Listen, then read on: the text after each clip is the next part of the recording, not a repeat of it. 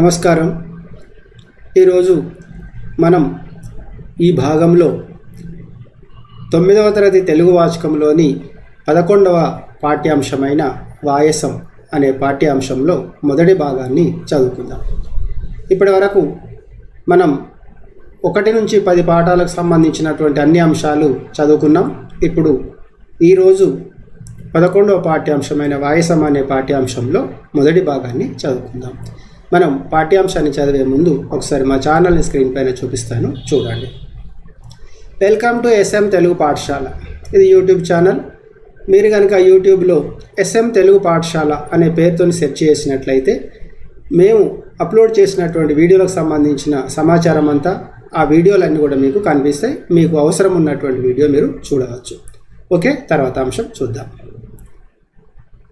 9వ తరగతి 11వ పాఠం వాయసం 1వ భాగం ఈరోజు మనం నేర్చుకోబోతున్నటువంటి పాఠ్యాంశం. తర్వాత చూద్దాం. వాయసం ఇది రాసింది మామిండ్ల రామగౌడ్. వాయసం అనే పాఠ్యాంశాన్ని రాసింది మామిండ్ల రామగౌడ్. తర్వాత అంశాన్ని చూద్దాం. ఇది ప్రతి పాఠ్యాంశం ముందు ఉన్నటువంటి అంశమే. ఇందులో కూడా ఒక అంశం ఇచ్చిండు, అదేంటిదో చూద్దాం. మనం ఇప్పుడు చదవండి, ఆలోచించి చెప్పండి. ఇది ఈ అంశం. ఈ అంశంలో మనకి ఇక్కడ కొన్ని వాక్యాలు ఇచ్చిండు.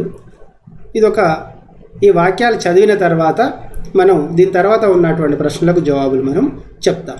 ఓకేనా? ఒకసారి చూద్దాం.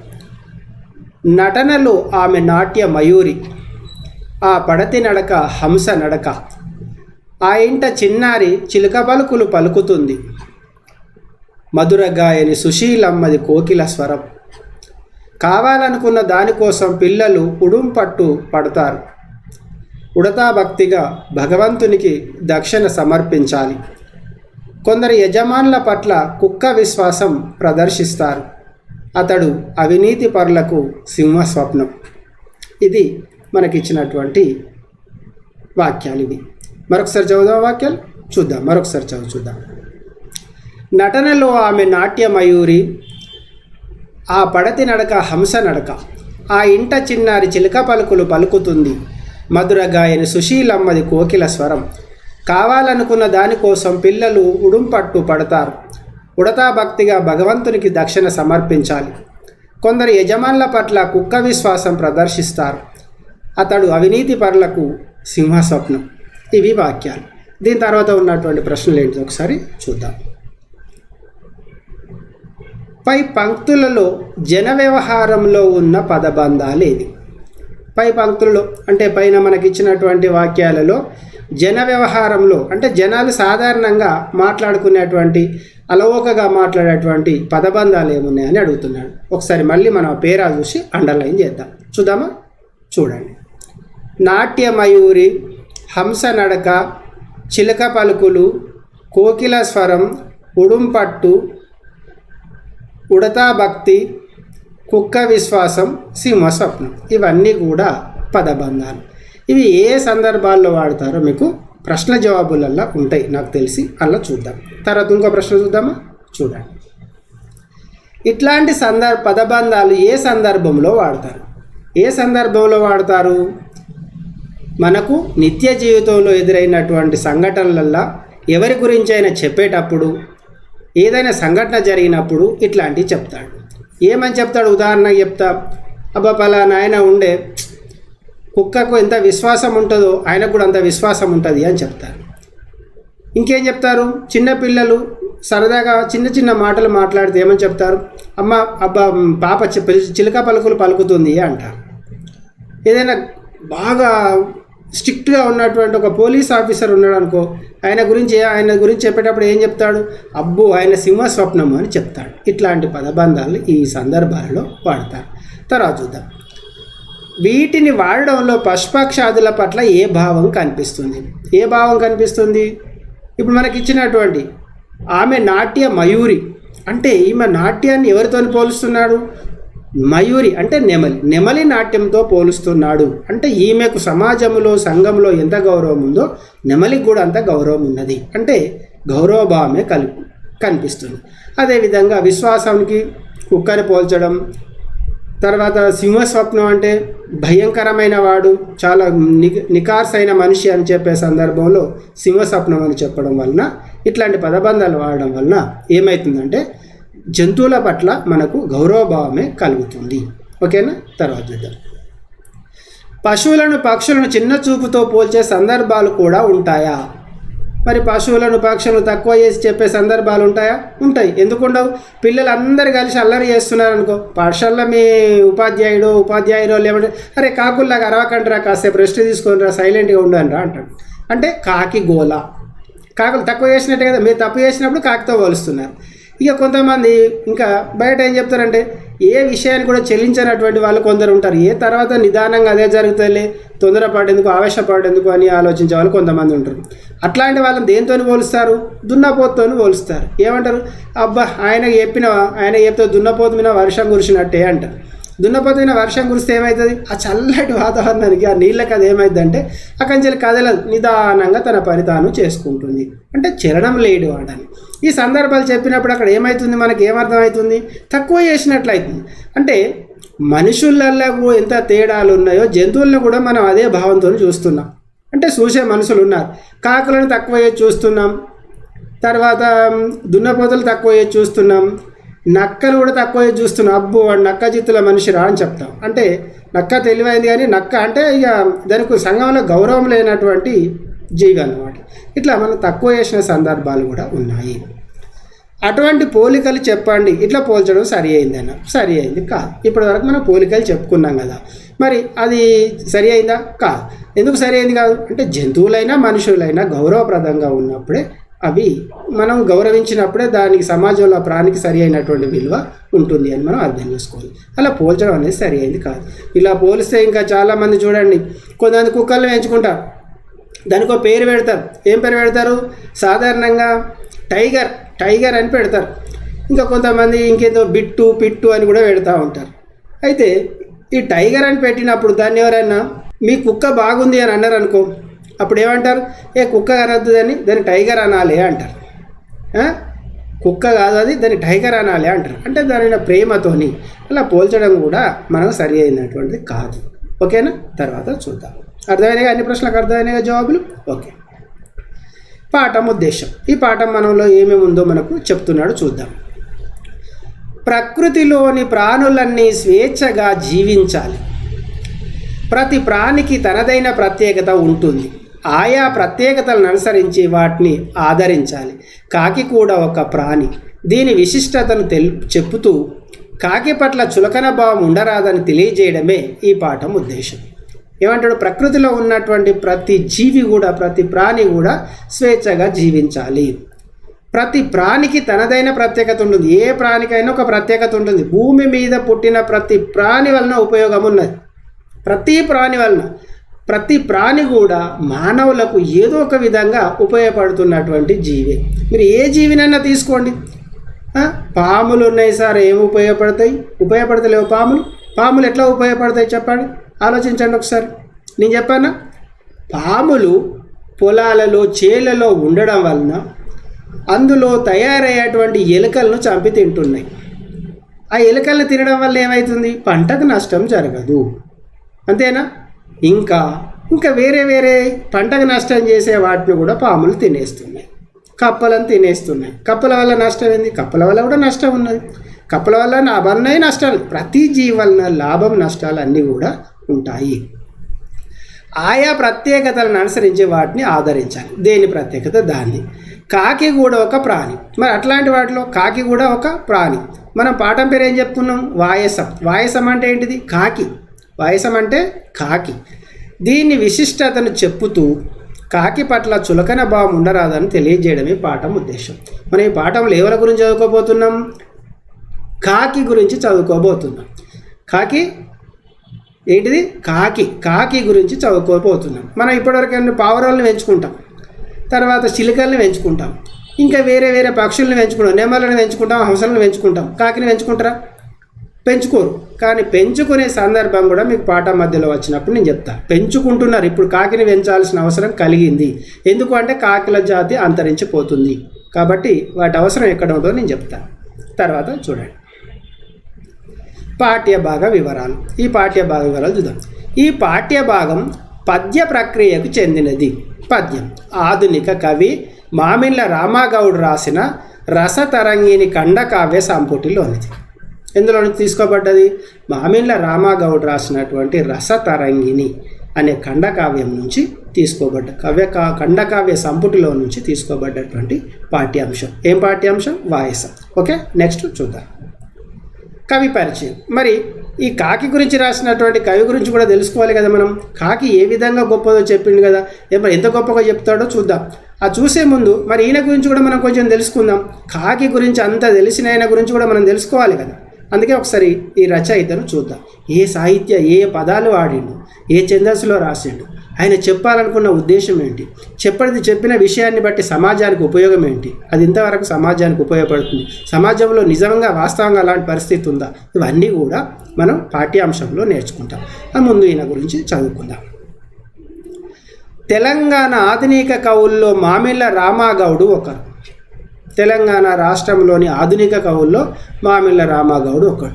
మరి ఆధునిక కవులు అంటే 19-20 శతాబ్దాలలో, 19వ శతాబ్దం అంటే 1801 నుంచి ఇప్పటి వరకు ఉన్నటువంటి కవులందరినీ కూడా మనం పూర్తిగా ఆధునిక కవులని అనుకోవాలి.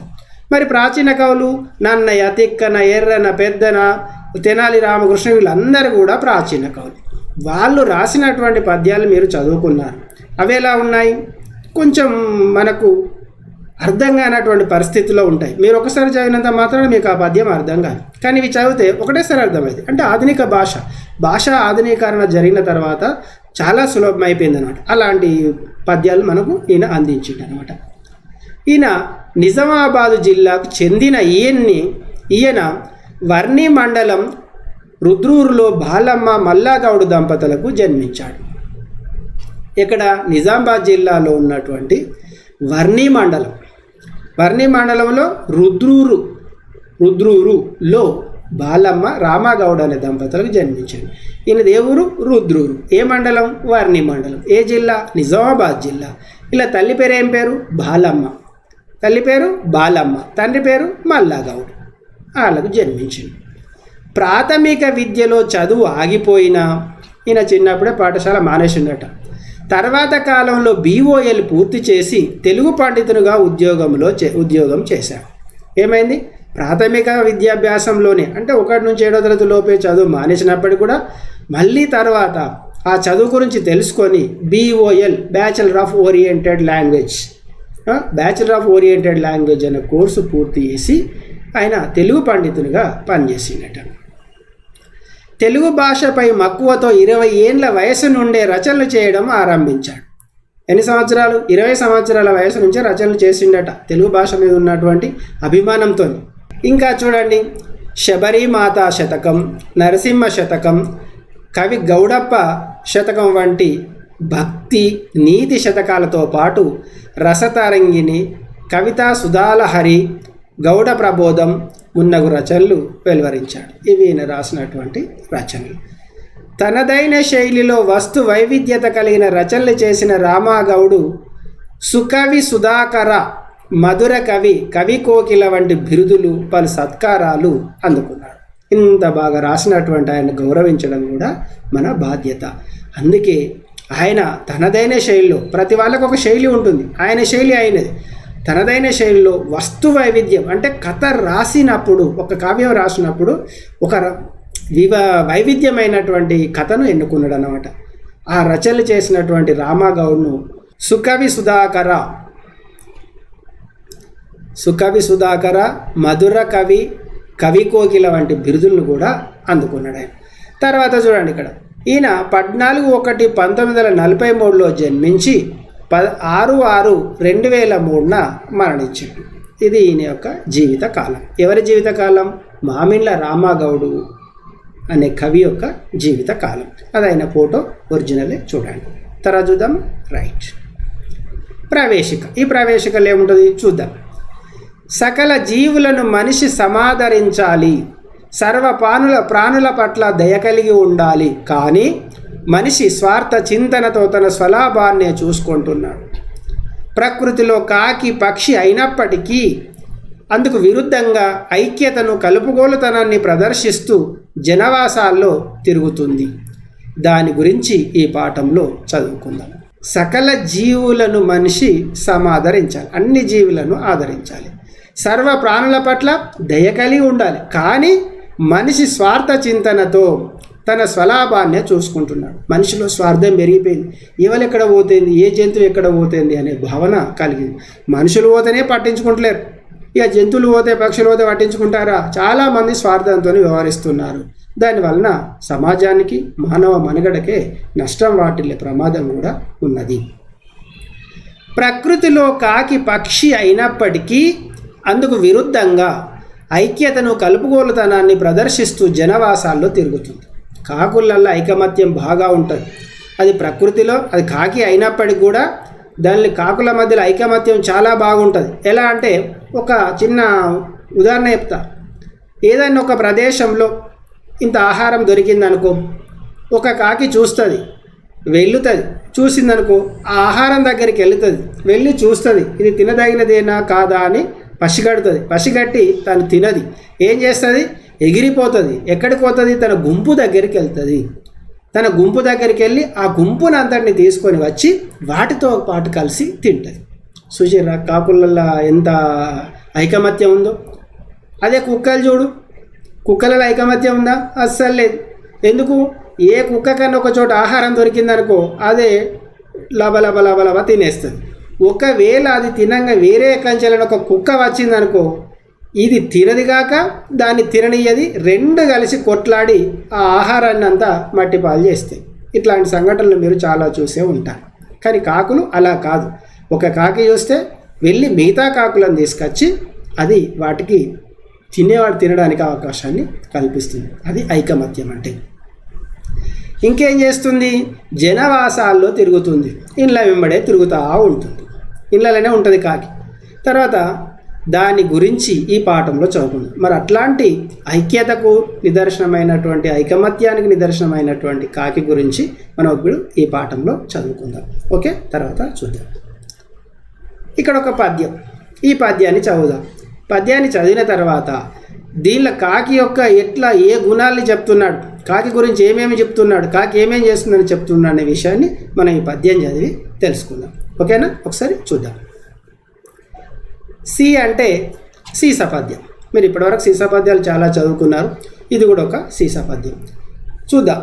ఇక్కడ చూడండి, పద్యాన్ని చదువుదాం. ద్వాంక్షమాముసమాకాంక్షిచున్నావు మానవులు మెక్కుట మానినారే, బలి పుష్టమా నరులు బలినుచ్చుకూటిని దిని బ్రతుకు గడుపు దినములెన్ని, వాయసమా తీపి పాయసమొల్లక ఎంగిలి మెతుకులు మింగుటేల, మౌకలి ఏలకోయి కలినా కలి బొబ్బల నీకెట్లు బోనమబ్బు, ఆత్మఘోషమా చిరజీవివై వెలుంగు, మేక దృష్టి గలట్టి వివేకమునకు బలు విధమ్ముల ప్రక్క చూపులు చూచు కపట చిత్తులు మెచ్చరు కరట రాజా. ఈ పద్యాన్ని మనం మామూలుగా చదువుతున్నాం కదా, ఒకసారి కాకి గొప్పగా కాకిని గొప్పదని చెప్పే విధంగా చదువుదామా? చదువుదాం. చూడండి. ద్వాంక్షమా మాము సమాకాంక్షించున్నావు మానవులు మెక్కుట మానినారే, బలి పుష్టమా నరులు బలినిచ్చుకూటిని దిని బ్రతుకు గడుపు దినములెన్ని, వాయసమా తీపి పాయసమొల్లక ఎంగిలి మెతుకులు మింగుటేల, మౌకలి ఏలకోయి కలినా కలి బొబ్బల నీకెట్లు బోనమబ్బు, ఆత్మఘోషమా చిరజీవివై వెలుంగు, మేక దృష్టి గలట్టి వివేకమునకు బలు విధమ్ముల ప్రక్క చూపులను చూచు కపట చిత్తులు మెచ్చరు కరట రాజా. ఇది పద్యం. ఈ పద్యం యొక్క భావాన్ని చూసే ముందు ఒకసారి మనం ఈ పద్యంలో ఉన్నటువంటి కొత్త పదాలు ఏమైనా ఉన్నాయేమో చూద్దాం. బలిన్ అంటే బలిగా, భూతపేతాలకు పెట్టే దిష్టికూడు అంటే అర్థం ఏంటిది? భూతపేతాలకు పెట్టే దిష్టికూడు అంటే ఏంటిది?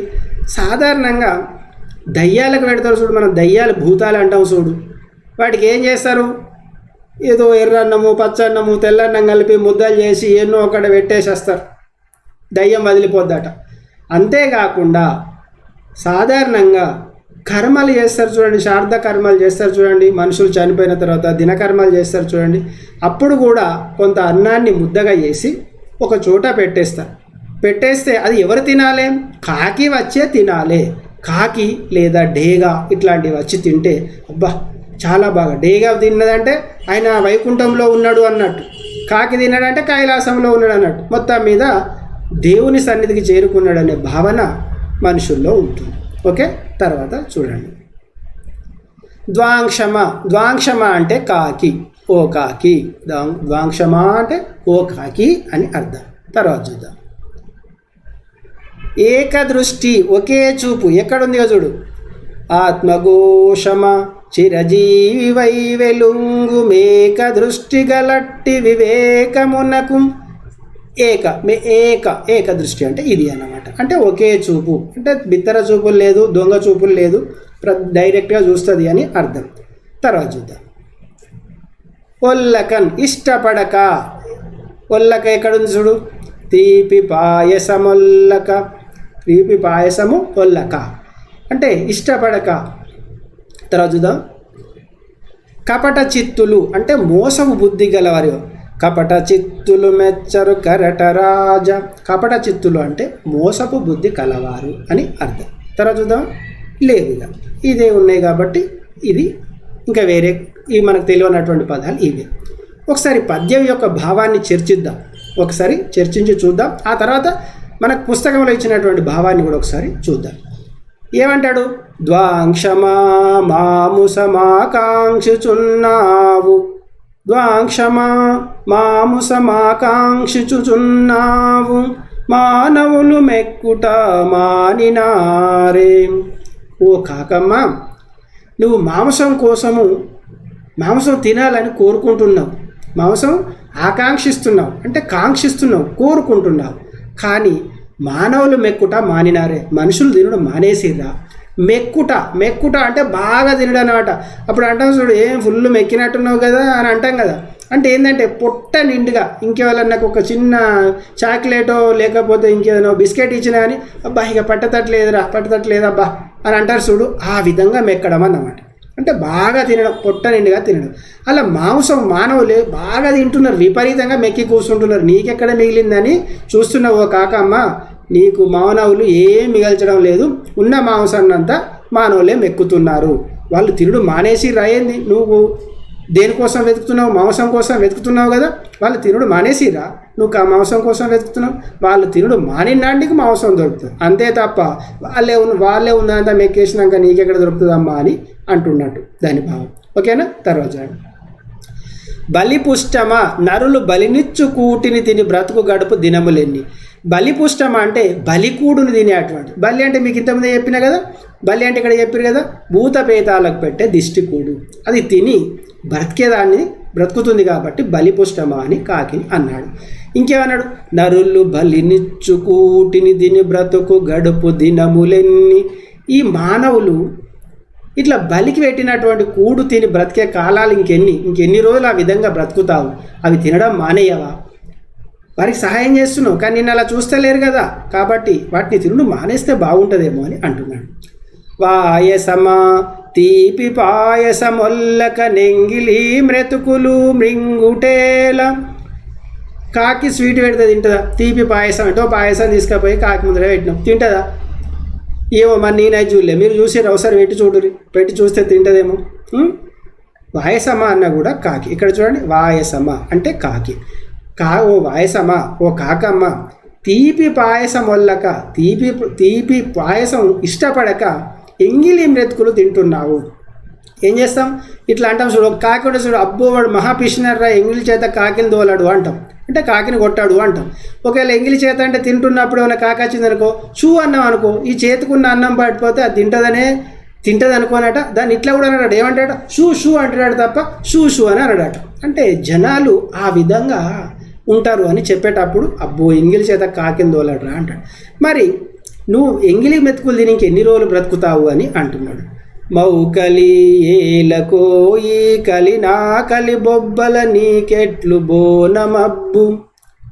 మౌకలి అన్న కూడా కాకియే. ఓ కాకమ్మ, ఈ లోకంలో ఎంతోమంది ఆకలితో అలమటిస్తున్నారు, అందరు ఆ బాగా ఆకలి కోసమే చూస్తున్నారు. అట్లాంటి సమయంలో నీకెక్కడ భోజనం దొరుకుతుంది? వాళ్ళే తింటున్నారు, నీకెక్కడన్నా మిగులుతుందా? ఎక్కడ మిగులదు అని అంటున్నాడు. ఇంకేమంటాడు? ఆత్మఘోషమ చిరజీవి వై వెలుంగు మేక దృష్టి గలట్టి వివేకమునకు బలు విధమ్ముల ప్రక్క చూపులను చూచు కపట చిత్తులు మెచ్చరు కరటరాజ. కరటరాజ అన్న కూడా కాకియే. కరటము అంటే కాకి. ఏం చేస్తుండు? ఆత్మఘోషమ అంటే కాకి. చిరజీవి వై వెలుగు, నువ్వు చిరంజీవివై ఎల్లకాలము ఈ భూమండలం ఉన్నంత కాలము నీ జీవించు.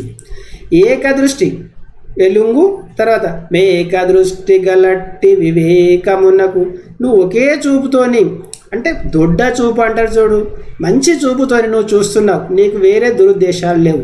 అట్లా నువ్వు మంచి చూపుతోని వేరే దురుద్దేశాలు లేకుండా నువ్వు చూస్తున్నప్పటికి కూడా ఏం చేస్తున్నారు? ఎవరు నిన్ను మెచ్చుకుంటలేరు?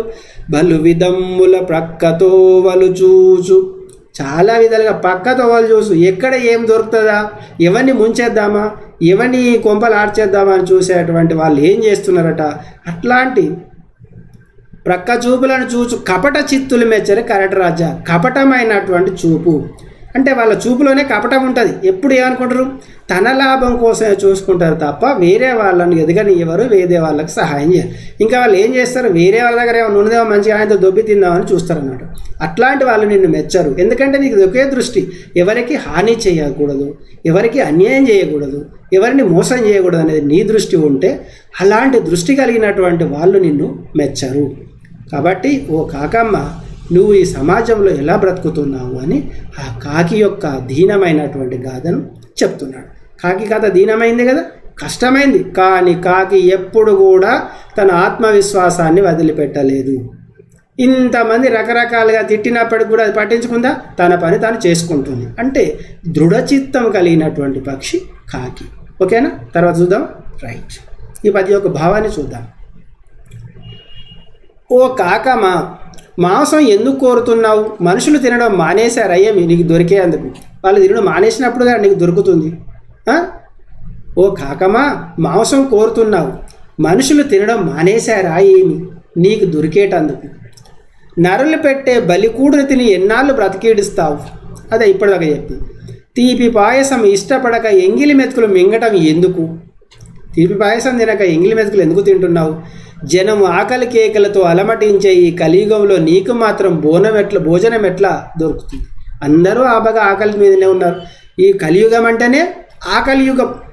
కలియుగం అంటే ఆకలి యుగం. కలియుగంలో ఎక్కడ చూసినా ఆకలి, దరిద్రం, తర్వాత పేదరికం, కొట్లాట్లు, అన్ని రకాలైనటువంటి విషయాలు ఇక్కడ ఉన్నాయి. చూసినావు? ఇక్కడ నీకు ఒక విషయం చెప్తా, ఇది చెప్పిన తర్వాత చెప్తా. కావు కావుమని ఆత్మశుద్ధిని ప్రకటించే నీవు చిరకాలం జీవించు, ఎల్లకాలం జీవించు. ఒంటి చూపు కలిగిన నీ బుద్ధిని పలు రకాల పక్క చూపులు చేసే మోసగాళ్ళు మెచ్చారు. నువ్వు ఒకే రకమైన దృష్టితో చూస్తావు కాబట్టి ఈ రకరకాల ఆలోచనతోని పక్క చూపులు చూసే మోసగాళ్ళు, దృష్టులు, నీచులు నిన్ను మెచ్చరు అని అంటున్నాడు. ఇక్కడ ఏం చెప్పినా కలియుగం అన్నాం కదా, ఈ కలియుగం గురించి ఇది పద్యభావం ఇక్కడికి అయిపోయింది. ఈ కలియుగం ఒక మాట చెప్తానన్నాను కదా, అది చెప్తాను చూడండి. ధర్మం కలియుగంలో ఏం జరుగుతుందని చెప్పినా నేను, ఎక్కడ చూసినా ఆకలి కేకలు, దరిద్రం, అనారోగ్యం, అవిద్య, ఈ స్వార్థం, ఆశ్రిత పక్షపాతం, ఇన్ని రకాలైనటువంటి జబ్బులు, చెప్పరానటువంటి విధానాలు కలియుగంలో ఉన్నాయి. మరి ఒకప్పుడు ఎలా ఉండేది? మనకు యుగాలు 4 అని చెప్తారు. కృతాయుగం, త్రేతాయుగం, ద్వాపర యుగం, కలియుగం. అయితే కృతాయుగంలో ధర్మము 4 పాదాల నడిచేదట. ధర్మము అంటే ఎవ్వరు కూడా నీతి తప్పి ప్రవర్తించే వాళ్ళు కాదు.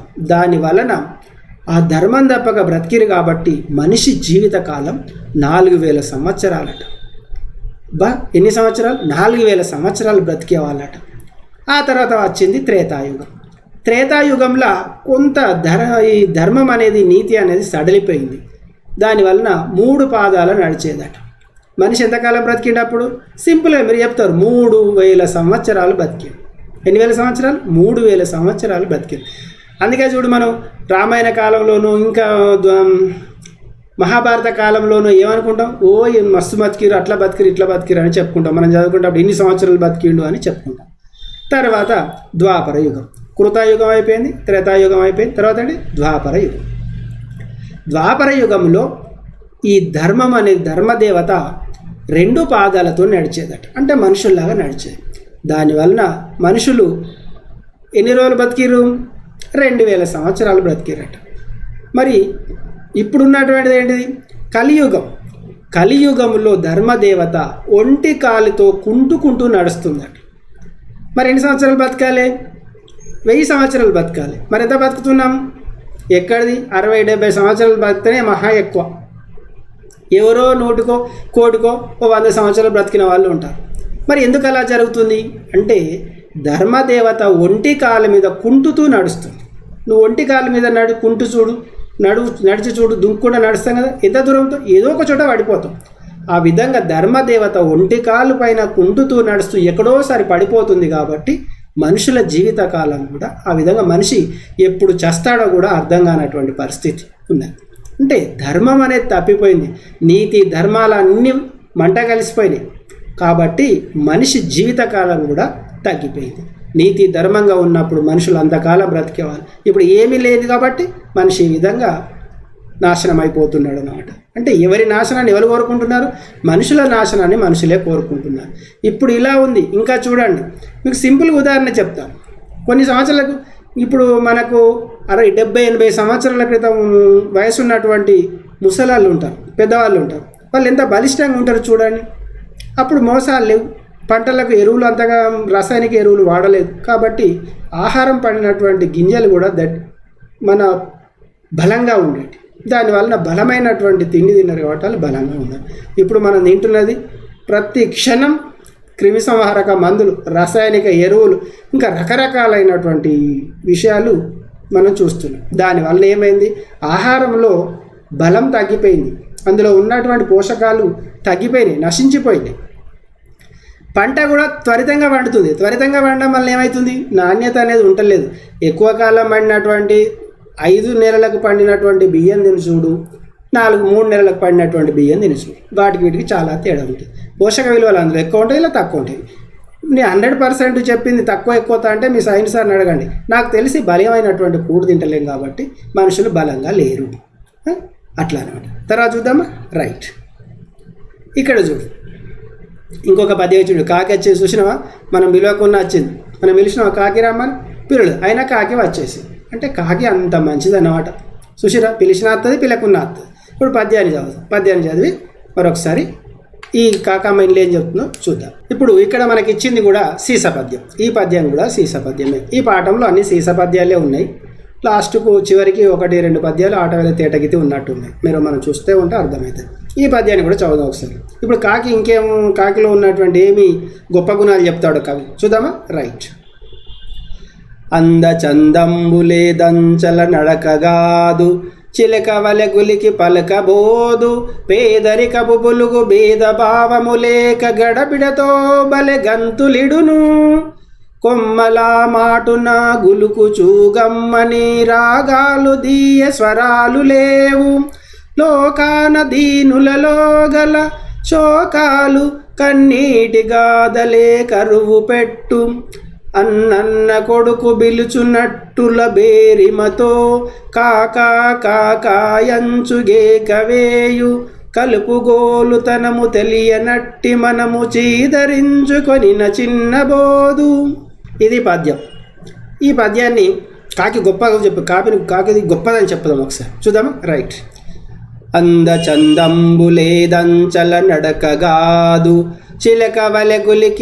చిలుక వలెగులికి పలకబోదు, పేదరికపు బులుగు భేద భావములేక గడబిడతో బలె గంతులిడును, కొమ్మలా మాటున గులుకు చూగమ్మని రాగాలు దీయ స్వరాలు లేవు, లోకాన దీనులలో గల శోకాలు కన్నీటి గాదలే కరువు పెట్టు, అన్న కొడుకు బిలుచున్నట్టులా బేరిమతో కాకా కాకాయంచుగే కవేయు కలుపుగోలుతనము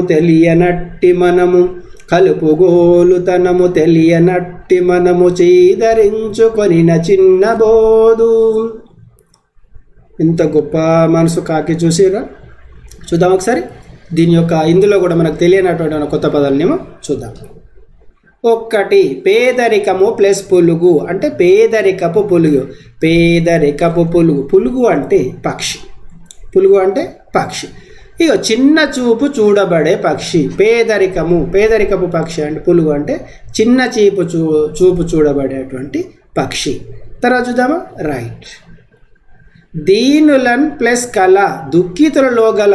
ఇక్కడ ఉన్నది ఎక్కడ చూడు. దీనులలో గల శోకాలే కన్నీటి గాథలే కరువు పెట్టు. దుఃఖితులలో గల అని అర్థం. తర్వాత చూద్దాం. పేరిమతోన్ ప్రేమతో. పేరిమతో ఇక్కడ చూడు. నన్న కొడుకు అన్న కొడుకు పిలుచున్నట్టుల బేరిమతో ప్రేమతో. నేను చెప్తా మళ్ళీ ఒకసారి ఈ అర్థాలు చూపించిన తర్వాత ఆ పదాలు మళ్ళీ ఒకసారి చదివి చూపిస్తాను. ప్రేమతో. తర్వాత చూద్దాం. శోకాలు. ఎక్కడ శోకాలు? ఇక్కడ చూడు. శోకాలు అంటే ఏడుపులు. ఎప్పుడు ఏడుపులతోనే నడుస్తుంది కదా మన లోకం, అట్లా ఏడుపులు. తర్వాత చూద్దాం. కులుకు విలాసముగా నడవడం. ఇక చూడు ఎక్కడుంది. ఇక గులుకుచు ఉలుకబోదు. ఉలుకడం అంటే విలాసంగా నడవడము. తర్వాత అంచల అంటే హంసల. అంచ అంటే హంస. ఓకేనా. తర్వాత చూద్దామా. అబ్బా ఇక లేవు. ఇవి ఈ పాఠంలో ఉన్నటువంటి కొత్త పదాలు అనుకుందాం. ఓకేనా. ఒకసారి ఈ పద్యాన్ని చదువుతూ ఈ పద్యం యొక్క భావాన్ని మనం ఒకసారి మళ్ళీ మన మాటల్లో చెప్పుకుందాం, కథలాగా చెప్పుకుందాం. ఓకేనా. తర్వాత చూద్దాం. అందచందంబులేదంచల నడకగాదు చిలుక వలె పలికు గులుకు పలుకబోదు. ఏమంటాడు? అందచందము లేదు. కాకి అందంగా ఉంటుందా? ఉండదు. కానీ కాకి దానికి అది అందంగానే ఉంటుంది. మనం ఏమనుకుంటాం? అందవిహీనానికి కాకి అని అనుకుంటాం. ఏమంటాం? కాకిలా ఉన్నది. ఎవరైనా నల్లగా కనబడితే అబ్బో బొంతు కాకిలా ఉన్నది, కర్రె కాకిర, నల్ల కాకి ఆమెకు తేడలేదు ఆయనకు తేడలేదు అని చెప్పుకుంటూ ఉంటాం. అంటే ఆడవాళ్ళు కావచ్చు మగవాళ్ళు కావచ్చు. అంటే మనం ఏం చేస్తున్నాం? నలుపు అంటే అసహించుకుంటున్నాం. కానీ నలుపు లేనిది ఎక్కడ? ప్రతి మనిషిలోనే నలుపు ఉంది. నలుపు అంటే అందరు అసహించుకుంటారు. నలుపు అని అనుకుంటారు మనసులోనైనా. మరి వెంట్రుకలు తెల్లగా ఉంటే అనుకుంటారు, అబ్బాయి వెంట్రుకలు తెల్లగా ఉన్నాయి అని అనుకుంటారు. మరి అక్కడ నలుపు లేదా? నలుపు అనేది నీ తలపైన ఉన్నది, లేదా నీ కనుపాపలో ఉన్నది, నీ నోటిలో ఉన్నది, నీ మనసులో కూడా నలుపు ఉన్నది. అట్లా నలుపు అనేది ఎక్కడ ఉంటా నలుపే, తెలుపే. దేని అందం దానిది. అంటే నీ దేన్ని తక్కువ చేయడం లేదు. అంటే నలుపైన తెలుపైన ఒకటి, అది కూడా అందమైంది. ఒక డ్రెస్ కొనుక్కుంటప్పుడు ఏం చేస్తాం? అబ్బా బ్లాక్ పాయింట్ కావాలి, లేకపోతే బ్లాక్ చున్నీ కావాలని అనుకుంటాం. దానికోసం వెతుకుతూ ఉంటాం. బ్లాక్లో చాలా రకాలున్నాయి. నల్లలో ఇది కొంచెం లైట్ బ్లాక్ ఉంది, ఇది థిక్ బ్లాక్ ఉంది. ఇట్లా రకరకాల ఆలోచనలతోని రకరకాలుగా చూసి కొనుక్కుంటాం. నలుపు కూడా ఇష్టపడతాం. కానీ కాకి అనేసరికి కాకి నలుపు అంటాం. అంటే మనుషుల్లో ఇదే పక్క చూపులు అంటే రకరకాల ఆలోచనలు చూసే. మన మొదటి పద్యాలు ఏం చదువుకున్నాం? ప్రక్క చూపులు చూసే అలా చదువుకున్నాం. అంటే మనం కూడా మనలో కలుషితం అనేది ఉన్నది అన్నట్టు. అలాంటి కల్మషాన్ని వదిలిపెట్టేసి కాకిని కూడా ప్రేమతో చూడాలనేది కవి యొక్క భావన. ఏమంటాడు? అందచందంబు లేదంచల. అందచందం లేదు అంచల. అంచ అంటే హంస, నడక కాదు. హంస లెక్క నడవదు. హంస ఎట్లా నడుతుంది? అబ్బో మన ఎవరన్నా ఏం చేస్తాం? మంచిగా నడిచే వాళ్ళని ఏం చేస్తాం? సినిమాల్లో చూస్తాం చూడు. ఓ యారి హంస నడక దాన ఓ పాట ఉన్న చూడు. లేదా ఓ యారి వాళ్ళు కళ్ళ దాన ఓ యారి హంస నడకదాన. నువ్వు కులుకుచు గిలగిల నడుస్తూ ఉంటే కానీ ఆ తర్వాత ఏదో ఉంటుంది చూసిరా. నడక నేను దేనితో పోలుస్తాను? హంస నడకతోని పోలుస్తున్నాను. కాకి నడకతో పోలుస్తున్నారా? పోలుస్తున్నారు. అంటే కాకి హంసలాగా నడుస్తుందా? హంస నడక, హంస అందంగా నడుస్తుందట. అలా అందంగా నడిచే అలవాటు కాకి లేదు. చిలుక వలె గులికి పలకబోదు. చిలుక లెక్క పలుకులు పలకలేదు. చిలుక లెక్క మాటలు అంటుందా కాకి? అన్నది. కావు మంది తప్ప ఇంకో భాష రాదు దానికి. అదేవిధంగా పేదరికపు పొలుగు భేదభావము లేక గడబిడతో బలె గంతులిడును. పేదరికపు పలుగు అంటే చిన్న చూపు చూడబడే, ఇక్కడ చూసినాం కదా, పేదరికపు పులుగు అంటే చిన్న చూపు చూడబడేటువంటి పక్షి. అయినప్పటికీ భేదభావం లేదు, భేదభావం ఎవరిని భేదభావంతో చూడదు. గడబిడతో బలె గంతులిడును, మనలో కలిసి సందడిగా గంతులు వేస్తున్నది. కొమ్మల మాటున గులుకుచు గమ్మని రాగాలు దీయ స్వరాలు లేవు. కొమ్మల మీద ఎక్కడో కొమ్మల సందుల్లో కూర్చుండి కులుకుచు కమ్మని రాగాలు తీయడానికి స్వరాలు లేవు. కోకిల పాట అంటే అబ్బా గాన కోకిల, ఆమె కోకిలలాగా పాడుతుంది, ఆమె పాట పాడితే అబ్బా కోకిల మర్చిపోతాం, కోకిల గానం అంటాం. అదే కాకి గానం అంటామా, కాకి లెక్క వాడుతుంది అని అంటామా? అది కాకి లెక్క వాడిందంటే ఏమన్నట్టు, మంచిగా వాడకపోతే పరమ చండాలంగా వాడిందని అంటే అబ్బా కాకి లెక్క రుచిందిరా అని అంటాం. అంటే అమ్మాయిలని అంటలే నేను, అబ్బాయిలు కూడా అంతే, అబ్బాయిలు అమ్మాయిలు అందరూ సమానం, ఇక్కడ భేదభావం ఏం లేదు. అంటే సాధారణంగా ఆడవాళ్ళ స్వరాన్ని కోకిల స్వరంతో పోలుస్తారు, మగవాళ్ళ స్వరాన్ని కోకిలతో పోలువరు. మరి పోల్చారు కాబట్టి నేను అమ్మాయిల గురించే చెప్తున్నా. ఆడవాళ్ళంటే నేను తక్కువ అని కాదు, అమ్మాయిల గురించి చెప్తున్నాను. ఏమంటున్నాడు కవి ఇక్కడ, కొమ్మల మాటన కూర్చుండి కమ్మగా రాగాలు తీయడానికి స్వరాలు లేవు. ఆమె ఆ కాకి యొక్క స్వరం పాడడానికి అనుకూలంగా లేదు. కోకిల ఏం చేస్తుంది, వసంత ఋతువు వచ్చిందంటే కోకిల చూడు కూ కూ అనగానే మీరేం చేస్తారు, దానికి వంత పాడుతూ కూ అంటే కూ అంటారు. అంటే మరి కాకి కావు కావు అన్నప్పుడు మీరు కావు కావు అంటారా, అనరు కదా. అంటే కాకి అంటే మనకు ఇష్టం లేదు కాబట్టి కాకి దాన్ని అనం. అదే కోకిల కూస్తే మాత్రం కోకిలతోని మనం వంత పాడతాం, కోకిల వాడిన దానికి మనం వంత పాడతాం, కోరాస్ ఇస్తాం, కాకి ఇస్తామా ఇవ్వం. ఇక్కడ అలా కోకిల లాగా నీకు స్వరం లేదు. లోకాన ధీనులలో గల శోకాలు కన్నీటి గాథలే కరువు పెట్టు. ఏం చేస్తాట కాకి, లోకంలో ఉన్నటువంటి దీనుల యొక్క బాధలు కష్టాలు సుఖాలు ఏం చేస్తాట, కన్నీటి గాథలన్నీ ఏకరువు పెడతాట, అన్నీ అందరికీ చెప్తుందట. అది అని ఇంకా నన్న కొడుకు అంటే అన్న కొడుకు పిలుచున్నట్టుల పేరిమతో, అన్న కొడుకు పిలుచున్నట్టుల పేరిమతో ఏం చేస్తుంది, అన్న కొడుకులు మన తెలంగాణ భాషలో దాదాపు పట్టణాల్లో బాగుంది. హైదరాబాదు, ఈ నిజామాబాద్ పట్టణాల్లో, కరీంనగర్లో కూడా, ఇటు పెద్ద పెద్ద పట్టణాలు కరీంనగర్, నిజామాబాద్, ఆదిలాబాద్ ఏదైనా కావచ్చు, హైదరాబాదులో ఎక్కువ. వీళ్ళు ఏమని పిలుస్తారు, అన్న కొడుకు బాబాయిని ఏమని పిలుస్తారంటే కాకా అని పిలుస్తారు. మీరు వాళ్ళ కాకా అని పిలుస్తారా, ఏమో పిలిస్తే తక్కువ మంది ఉండొచ్చు, కానీ అందరు ఏమని పిలుస్తారు, బాబాయ్ అని పిలుస్తారు, లేకపోతే చిన్నాన్న అని పిలుస్తారు.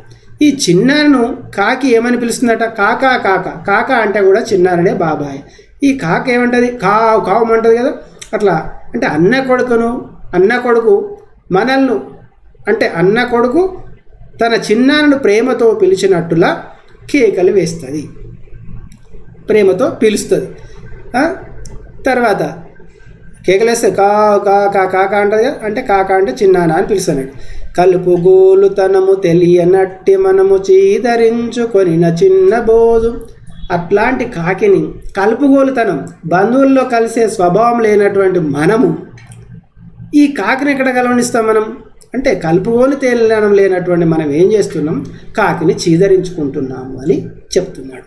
ఇది ఈ పద్యం యొక్క భావం. ఓకేనా, పద్యాన్ని మరొకసారి చదువుదాం చూడండి.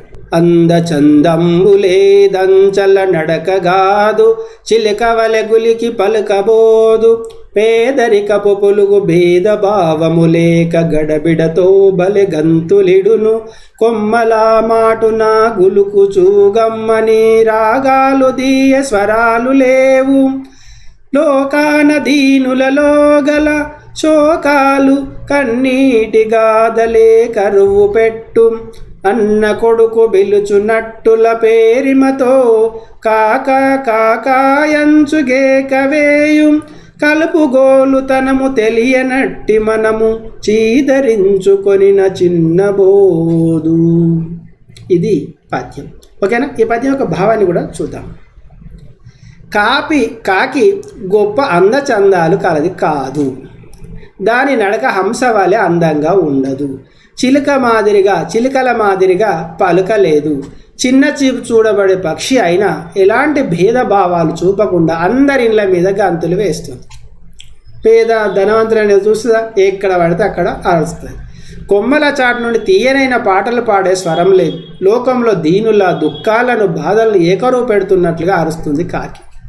పినతండ్రిని కాకా కాకా అని ప్రేమతో పిలిచినట్లుగా అది అరిచినా కలుపుకుపోయే తత్వం లేని మనం కాకిని చీదరించుకుంటాం, అయినా అది నొచ్చుకో, అంటే బాధపడదు.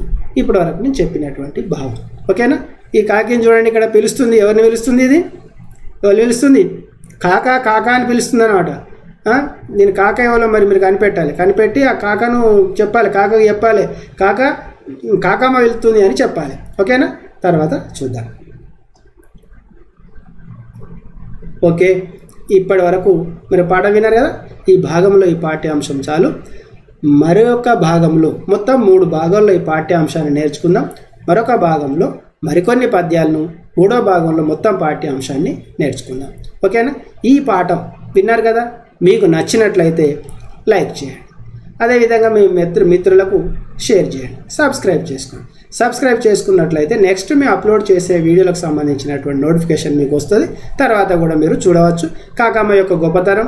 తర్వాత కాకి ఇప్పుడు కాకని పిలిచింది కదా, తర్వాత ఇంకెవరైనా పిలుస్తుందో లేదో తెలియాలంటే ఏం చేయాలి? పాఠాన్ని చూడాలి. నెక్స్ట్ భాగంలో చూద్దాం. నెక్స్ట్ ఏముంటుందో చూద్దామా? అదే ఉన్నది. నెక్స్ట్ కంటిన్యూడ్ పార్ట్ 2వ భాగంలో మరికొంత పాఠ్యాంశాన్ని నేర్చుకుందాం. Okay, bye.